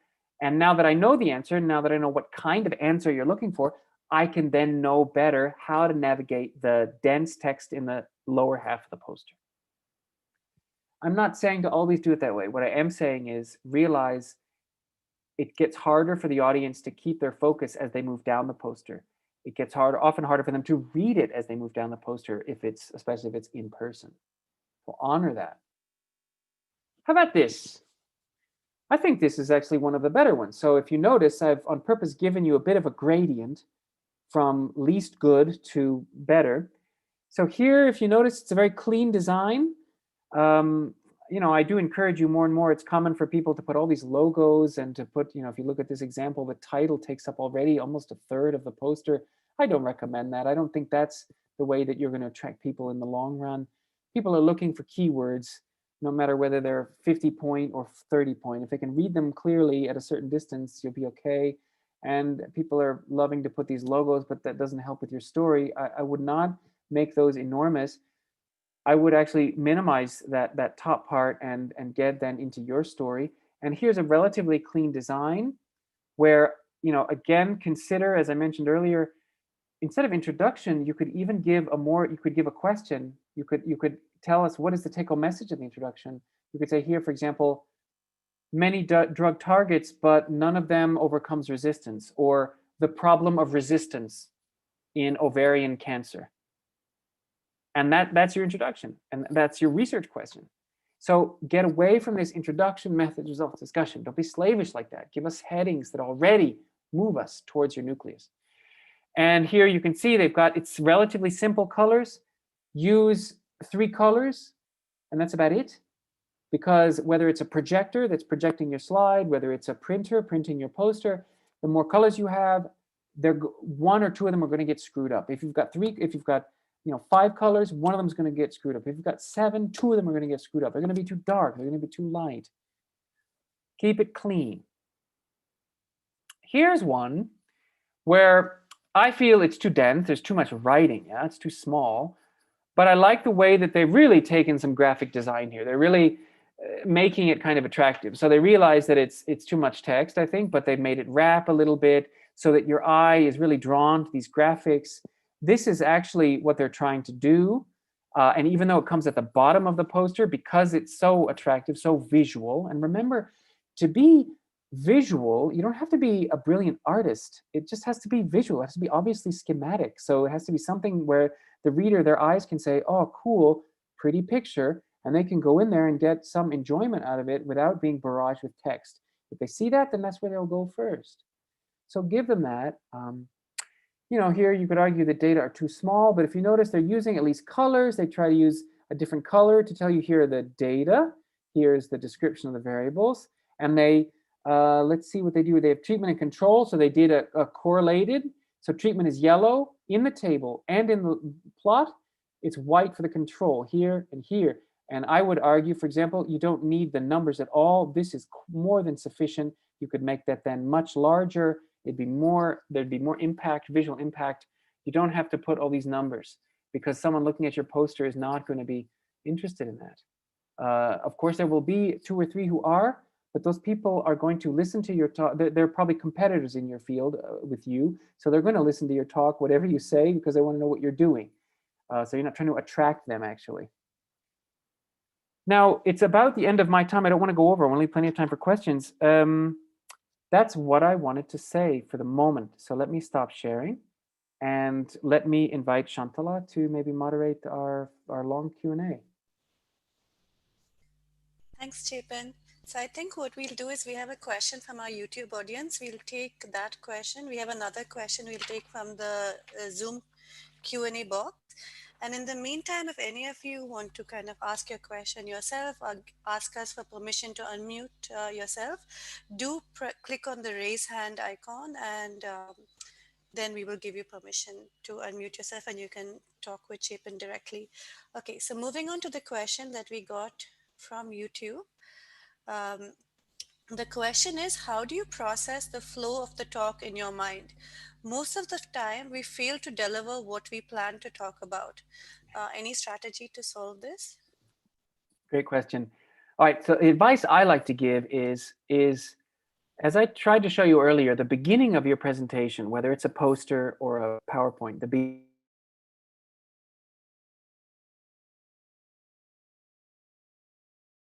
bad the previous one was. The audience, when you begin, they're with you. They want to be with you. Your scientific audience wants to hear a good story. So you have them. Your job is not to lose them.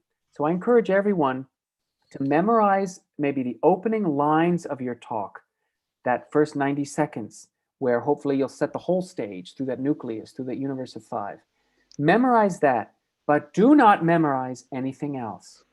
Why? Because if you don't memorize that, you'll be in the moment with the audience. Now that's scary, yeah? The thing is, if you memorize the whole talk, if you try to memorize the whole talk, when you deliver it, you'll be so obsessed about sticking to the script that the smallest deviation will derail your train of thought and it can bring everything down. And there's no need for that because you know your story, basically. Your presentation should not be about getting every word right in your script. Your presentation should be about getting that nucleus across. So my recommendation is 2 things. 1, memorize the beginning, and then 2, practice your talk a few times. And practice it with a stopwatch. Always keep, so my expectation is that you'll start your talk the first time, it'll be way too long. It'll be 200% too long. Then you'll realize some things you can cut. You'll do it again. Now you're 150% too long. You'll do it again. You'll realize, wait a minute, you want to give things a quite different turn. You're still 150% too long. Okay, you'll do it again. You'll be 120. You'll do it again. Your goal should be to iteratively perfect that talk to be, I would say, no more than 90% of the allotted time. Practice your talk so that you're 85 to 90% of the time they give you. And then when you actually deliver it, you'll be 100%. Don't worry. If you finish faster, everyone will love you even more. But don't memorize your talk. Don't obsess with that. As long as you know your nucleus, you should be okay. Because that's, in the best case, that's what they're going to walk away with. I hope that helps. Oh, you're mute, Shantala. Thanks, Chepan. So somebody had asked an allied question about how when they receive questions during their presentation, it kind of breaks their chain of thought and they have trouble getting back to their presentation. So I think you addressed that question as well. So the next question is from a participant on Zoom. Rashmi says, one of the problems I face while putting research work in the form of a story is oversimplifying the work and or process. And this results in compromising the scientific accuracy. So could you comment on how to get past this problem? And do you think it's okay if things are slightly oversimplified and you can clarify it if required during the question and answer sessions? So this is a great question. I always get this. And maybe I should have to try to figure out some slides to give you examples. People often think that what I'm telling you to do is to simplify your work, that you should become clearer by simplifying. I am not saying that at all. Okay, so for all of you, keep the complexity of your story, but you've got to distill it down. You've got to find a way to reduce it to a manageable set of overall themes that you keep coming back to. I'll give you an example. Some of you may have such a complex project, it's actually at least two parts. Like on the one hand, you're screening, and on the other hand, you're doing something with bioinformatics. Okay, so I'm not saying, now depending on your time, so let's say someone gives you crazy short time, I don't know, 5 minutes, and there's no way you can cover both of those stories in 5 minutes. You've tried, you can't. Okay, you have to be disciplined, you have to cut. You have to change your story to fit the time, to fit the audience. However, I bet you there's a way you could do both stories within 5 minutes. However, you have to make sure that you have to find an overarching story that encompasses both those. So you're going to step back from from the screening and the bioinformatics. You're going to step back to a higher level and say, okay, we want to understand what this protein does in this process. We're going to do that in two different ways. We're going to look in this cell line with biochemical experiments, but we also want to look at this protein as a member of a larger family. And so therefore, we're going to use bioinformatics, da-da-da-da-da. So now I know that my story has two parts to it. I can see how they're related. It's all about understanding this process, blah, blah, blah, and I go forward. So basically, do not simplify your message. Clarify your message. In fact, to make your message really clear to the audience, it has to be visualizable. And to make it concrete, the audience has to be able to see exactly what experiments you're doing. Are you working with these cell lines? You're giving one a drug and not a drug. Are you working with an array? What's on the array? What are you putting on the array? You mentioned that you have a control, treated, and what is the difference between the control and the treated exactly? Okay, you have multiple treatments. Which one? Blah, blah, blah. They have to see all that in their mind. In order for them to see that, very often you have to bring in details. You have to bring in complexity. So it's the opposite of simplifying. Okay, so be aware of that. So I guess what I'm saying is not simplify, but cut, which maybe is even harder for you. Basically cut, because the finite memory of your audience is just too limited. So just say fewer big ideas, and that's what you got to do. Keep complex, but fewer big ideas. Okay. Sure. So I also just want to add that the audience poll that was scheduled to go before the Q&A, I think we'll have it after the Q&A so we can get a more kind of comprehensive idea of the Sorry, change. Chantal, I forgot about that. No, that's, I think that would also be useful to see because the question and answer session is so substantial in this webinar. Um, okay, so the next question is it's a slightly different question and it's a bit specific. So the person asks, are there alternative ways of ending a talk instead of showing a thank you slide? Yeah, I personally am not a big fan of the thank you slide. I don't think that. So what's important, I it's important to give recognition to the people. Many people will get offended, right? So if you're describing work, I think it's important for your boss, for partners, and so on. They want to see their names, and you certainly want to make clear that you didn't necessarily do all of that work. So I don't know if that's what you mean by thank you slide. You should have an acknowledgement sort of slide at the end where you do acknowledge people.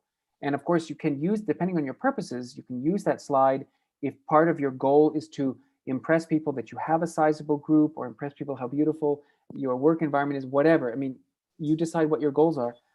But having a slide that just says thank you with a champagne bottle popping open or something, I don't recommend. Instead, what I would recommend is have an acknowledgement slide and then have the visual equivalent of supplementary information. So related to what the advice I gave earlier about cutting, cutting, and cutting, cut the fat, cut your story down, realize, yeah, that may lead you to say, oh, but then okay, my gut is telling me probably I should cut those 2 slides of data, although it took me 6 months, okay, but in the end, probably it's not so important. Put those 2 slides of data after the acknowledgement slide as a backup in case there's a question that allows you to say, we did that experiment, right? And then you bring that slide in.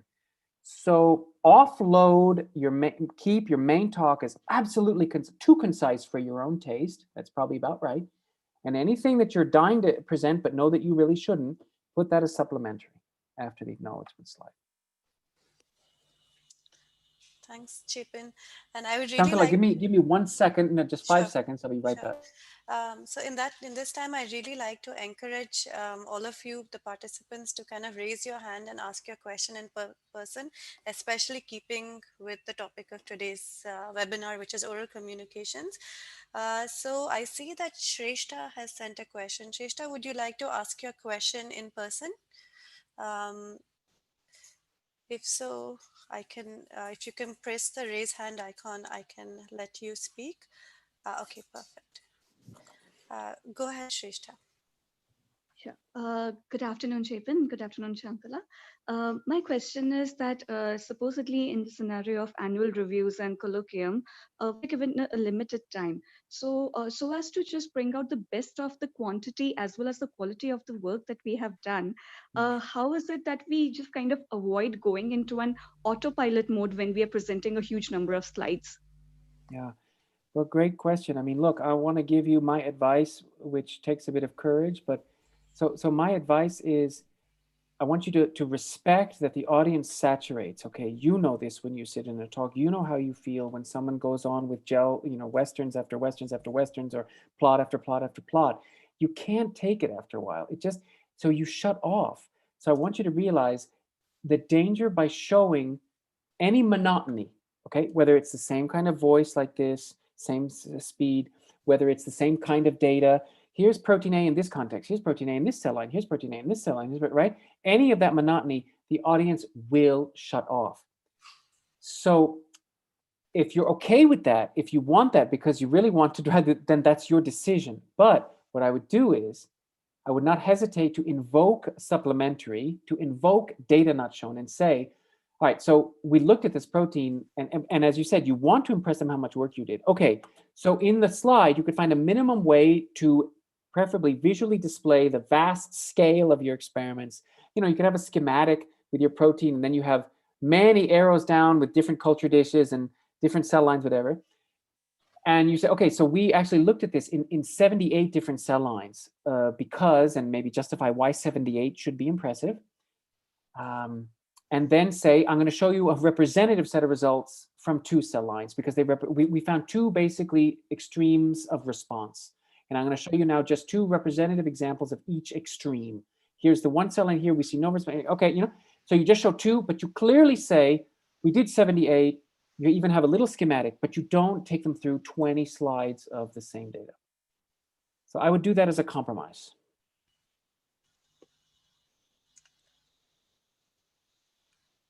Aditi Devi, you've raised your hand, virtual hand. Go ahead, ask your question.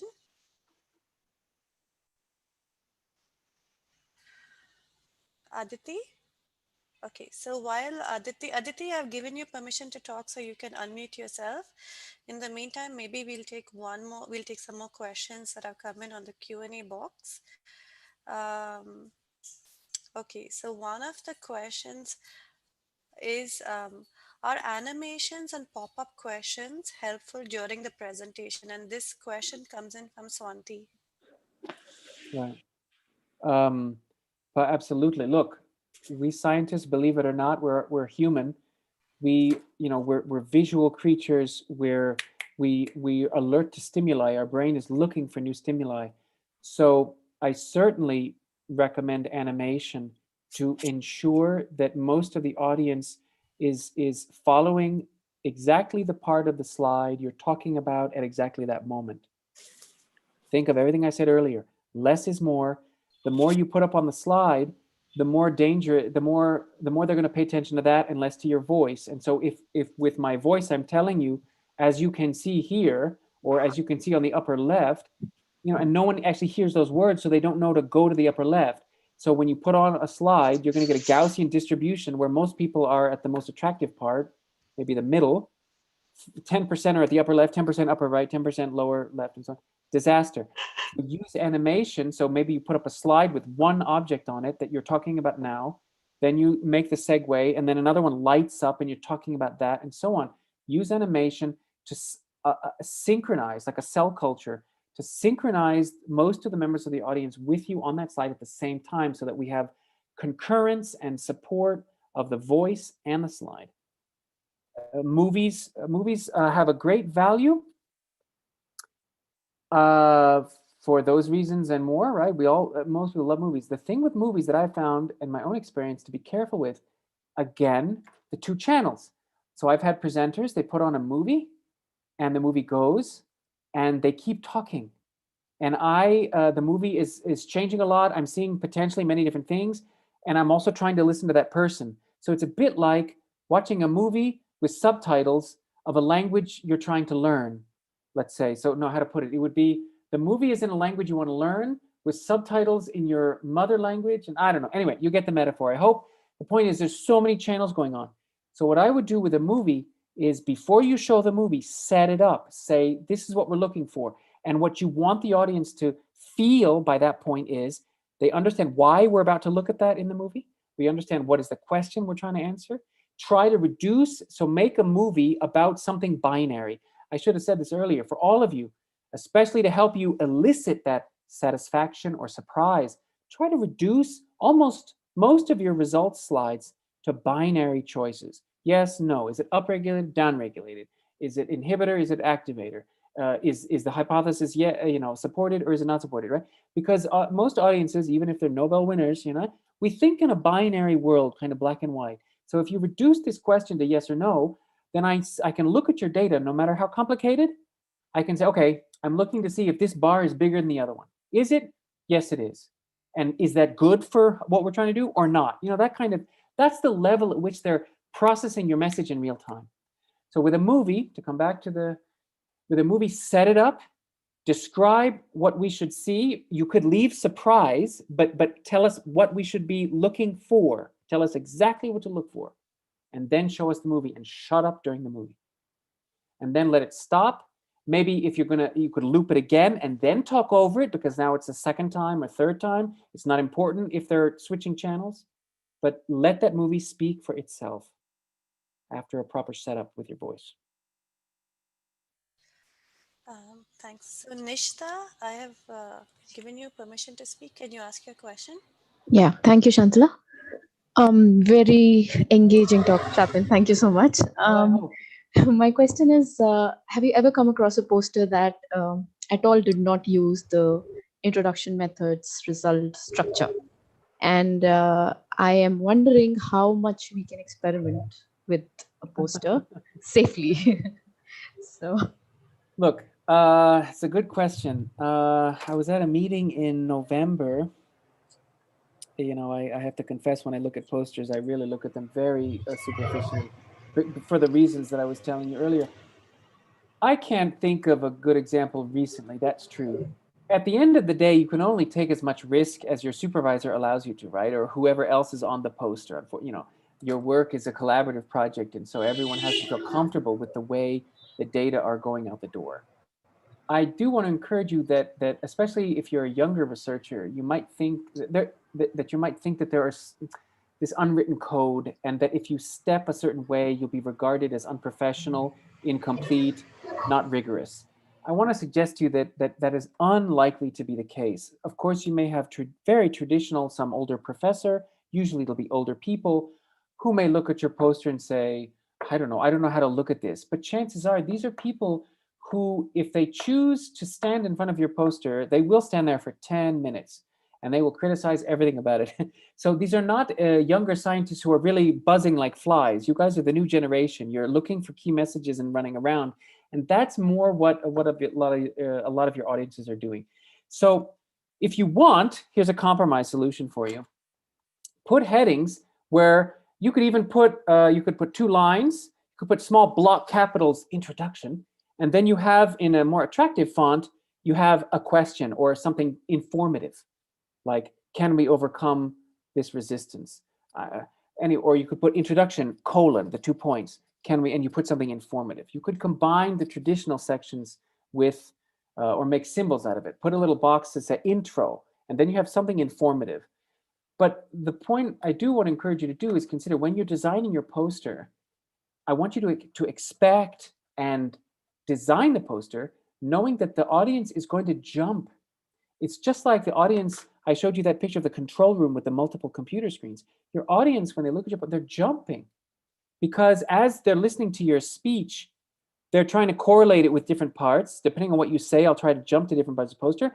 I will gain interest in certain parts or lose interest. I will be jumping. So if you put just introduction, just results, just methods, it can be very destructive to my flow. I'm going to create a flow there. Now you can guide my flow as much as possible, but you're not going to guide it with those section headings because that requires me to then read in depth into those sections. And I'm not going to do that if you're giving me a pitch at the same time, if you're talking to me. Most audience, right, as they're looking at your poster and listening to you, they're looking at the data because they're expecting you to do the text work for them. So have your poster work in that way. Thanks, Chapin. We'll take one question from the Q&A box, and then Martin, we will come back to you. The question comes in from an anonymous attendee, and the question is, if I feel that I have lost my audience during my slide presentation, how do I get the attention back? How do I get their attention back? You're asking me like I know. Maybe I lost all of you. If you drink alcohol, you could say, I'm having technical difficulty. Turn off the camera and take a swig of something nearby. If you don't drink, maybe you can pray. Maybe you could. It's a good question. Depending on the situation, if at all possible, if the dynamics work, you could stop and ask a question. You could stop and let's think what you could do. It's a very open question, so I'll give you different possibilities. If it's a small enough group, open a discussion section and say, okay, so summarize what you've talked about and say, okay, there are 30 of you. I'm going to use Zoom, for example, or whatever platform to just randomly break you up into groups. I want you guys to discuss and give them some prompts. Ask them to discuss these questions. Give them just 5 minutes and then bring them back. You could do that. Anything to wake them up from the monotony, anything to shake up what you've been doing for the last however many minutes. So you could, I know with Zoom, you can send out a poll. You could say, let's see what's going on. Let me send out a poll. Now, if you've really lost them, probably no one will answer.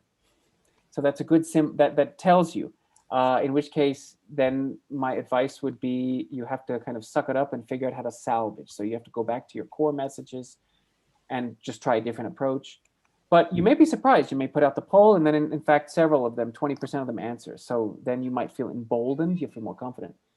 You can also give them a question and say, please write me something in the chat room. Or, yeah, that's what I can think of. Chapin, so Martin, you have been given permission to talk. Would you like to ask your question to Chapin? Martin? Okay, I see that Aditi, who had raised her question hand earlier, has unmuted. Aditi, can you go ahead and ask your question? Yeah, thank you so much for the talk, sir. My question was is coming from one of an experience, like someone getting offended, or I would say that they believe whatever you told just now, whatever you told in the talk was not right, and they believed it to be something else. So at that point, how to not get offended and how to actually put your point through without offending them? Great question. All right, so listen. I've seen this. Let's see. I don't think it's happened to me directly, but I've seen it happen to close friends of mine. You know, they give a talk, and someone asks a question at the end that seems to imply that the entire talk was worthless. Actually, was scientifically wrong. I've seen that several times. My advice would be to keep focused on the goal of the meeting, of the oral presentation. So the oral presentation is your chance to present your story. And so in a way, it will sound corny, but I'll just say it. It's your story. So if someone gets up, if you said A and someone at the Q&A says, no, it's B, then there's no point. I would breathe, count to 10. I mean, be careful with the microphone. You're not gonna breathe like that, but do whatever internal yoga you need to do to stay calm and say, and I would play humble. I would say, okay, I didn't realize that. I'm not familiar with that study. If you, maybe perhaps you could email me some of the links, or maybe in the chat window, you could send to everyone the links you're talking about, or the name of the researcher. We could look it up, or the journal, whatever.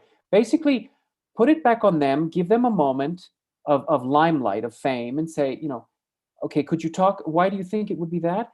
And then give them their moment, and then you say, okay, well, if that's true, we would definitely have to look at that. And because of your comment, when I go back to the lab, we'll be sure to look at that. As far as I know, this is what I think is the case, which means that blah, blah, blah. And you reiterate kind of what you said earlier. You reiterate your position. So basically, realize you're not going to defeat the questioner. Your goal is to present your story. When the audience hears a counter opinion, your goal should be to present your side of it in a constructive way and move forward and move on to the next question. That's it. It's not a back and forth, right? I'm speaking up very generally, but it is tough. But I would always back down. Don't you're not gonna, because you have to realize in your audience there may be a few who see it the way the questioner does, but you'll have plenty who don't see it that way. You'll have plenty who didn't even think about it at that level and don't want to think about it at that level. So they don't want to be dragged into a he said, she said of 10 minutes. So your focus here is on, let's come together and listen to my story. Here someone has another opinion. Let me enrich it with my side and let's move on. That's your goal. And believe me, that's what 90+% of the audience wants. That's all they want. They don't want a he said, she said. Now, yeah, of course, if they make your question, you give your side and close it, move on to the next one. And suddenly you see that every other question after that is related to that topic. Well, again, you deal with it as you can, but you bring things to a close. Don't feel bad about it. Don't worry too much about it, if that makes sense. I mean, it's easy to say, but So in the interest of time, what I'm going to do is I'm going to launch the second audience poll, and I request all of you to kind of fill it in. And I think we can take one more question in that time. So it's a bit of multitasking, but I'm sure we can manage that. Okay, so you will see the second audience poll being launched on your screens. It's basically a poll to let us know how you feel after the session, and now that it's going on after the Q&A session. So you've got to also address your questions for some of you, as well as what you think would help you moving forward. So in the next few minutes, I see that Poonam, you have a question. Poonam Thakur, would you like to unmute yourself and ask your question? And then the last question will be from Preeti. I've also given Preeti permission to talk. Yeah, sure. Yeah, even though I'm a panelist, I was just curious about your thoughts on this better poster design that has been coming up quite a lot. Huge title, one QR code, very minimal with words and data on corners, and maybe sometimes a huge picture of the presenter. Oh, really?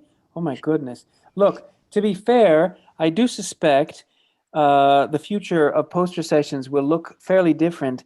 I mean, before Corona, I was I was saying, okay, I think what will happen is we will move to a poster session being people, each poster board will be a monitor, and then you will come with kind of an animated, it'll have movies, it might have you standing there, be some video message, it'll be somehow video based. Now with COVID and virtual, maybe it will stay in that direction.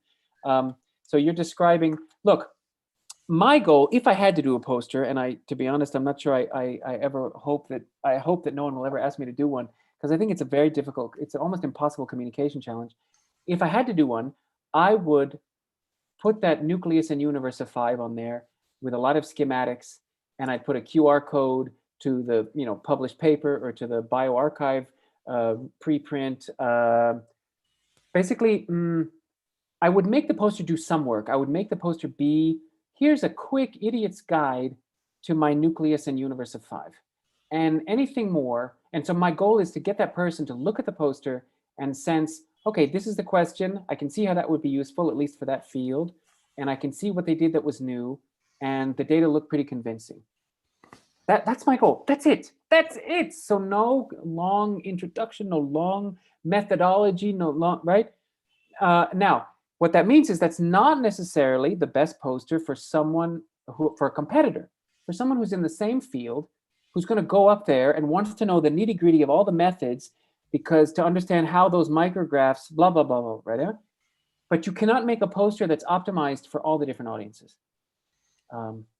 But what you mentioned to me, there's no information, no useful information about having an enormous picture of the presenter or just the QR code, because you're asking the audience, I think you're kind of insulting the audience, because you're telling them, I'm not going to waste my time. I was asked to give a poster. I'm not going to spend my time to condense my stuff into something you can digest quickly. Instead, I'm going to give you a QR code, which probably takes them to a paper or a website where they're going to have to work hard, relatively hard, to get my message. If you demonstrate to your audience that you're trying to crystallize out the essence of your work, most of the audience will appreciate that unconsciously, which means that they're going to engage with it. They're going to try to understand what you're doing. They'll stand at that poster a bit longer and say, okay, they made an effort, But as soon as they realize that it's really half-assed, okay, that you barely took the time to put this on the poster, they will give up. And this is the same for PowerPoints, right? The sooner your audience realizes that the speaker is not in the room with them, and that they really just wanted to slap as much as possible on the slides, most of the audience makes a decision. They either decide to tune out completely, they decide to tune out the speaker and read your slides like a paper, or they decide to forget the slides almost completely and just look at you, maybe because you're wearing a nice shirt, or you're actually telling it in a nice way, and for them it's much better than the slides, and the slides are annoying them. So you're forcing the audience to choose those channels. So just be aware of that when you decide how you present and decide how you design your visuals. Thanks, Chapin. So actually, I had said that Preeti could ask a question, but we are running a bit late, and I think Preeti is one of the full workshop participants. So Okay. I think there As will you be wish. an opportunity for her to ask the question later as well. Sorry about that, Preeti. But just to quickly go over the audience poll that we had shared. So the first question was to get an idea as to how confident you feel about giving an oral presentation. And if you remember in the pre-session, 50% of you said voted for number 3, and so there's been a shift We've towards shifted the Gaussian, yes. Yes, we have shifted it towards the right side, towards more confidence, and it's 65% of you now say that you feel on a scale of 1 to 5, you would vote yourself as feeling 4 in terms of confidence. In terms of what more you think could help you further your oral communication skills from this project, you have selected more like 74% of you have selected all of the above. So that gives us a lot of food for thought for future versions of this workshop, or even for moving forward after this workshop. So thank you very much. And all of you say that you would be interested in participating in an upcoming workshop um, from this project. So thank you very much for kind of multitasking and voting in that audience poll as we were taking the questions. So I see a lot of questions have come in. We have, do keep in mind that we have collected all of your questions, and we will kind of see how we can move forward with this. In some of your cases, your questions were kind of answered while Chapin was answering someone else's question. So just before I end the session, I thought we could all the panelists could turn on their videos. We could take a picture. And while you're doing that, I would also like to kind of highlight that those of you who are participants for the full workshop, for the 21 of you who are participants for the full workshop, at 5:15 we are having a close meeting to kind of get introduced to all our mentors, as well as to Chapin to get you to meet him, as well as introduce you to the assignment. So please do join that session. That is compulsory. It's at 5:15. And I will be sending, in case you don't have the link, I will send it on the WhatsApp group again, but it has been emailed to you as well. Okay, so just give me a minute. So does everybody have their... Okay, perfect. Poonam and Sunil, you can switch on your videos too. Okay, thank you very much. So I will take the picture. Shantala, you Yes, have to yes, turn I'm on your switching. Yes, video. Yeah. I realized that. So my dog is having a fair amount of oral communication in the background, which is why you might see me muting myself periodically. Okay, so 1, 2, 3. Just one more. Okay, wonderful. Thank you all very much. And a big thank you, of course, to Chapin for this really informative and fun webinar. Thank you to all of you who joined the session. And were so interactive and participated so much and shared all of your questions. As I said, we have made a note of your questions. And of course, with that, we bring to an end our first webinar for 2021. So thank you for kickstarting the year with all of us today. And with that, goodbye and have a good evening. Thank you. Take care. Good luck. Thank you, Chapin. That was a wonderful presentation. Wonderful Well, thanks, presentation. Shantala. Thanks. That was a lot of work. That was a lot of gymnastics, Zoomnastics. So can I take I'll come back. Can I take a break? Can I come back at 5:15, right? Yes, 5:15. Okay, great. All right, I'll be back. Okay, see you. Bye-bye. Shantala, has the live stream ended? It's ending now, Zili. Okay. And I'll stop the recording, Shantala. Yes, Smita.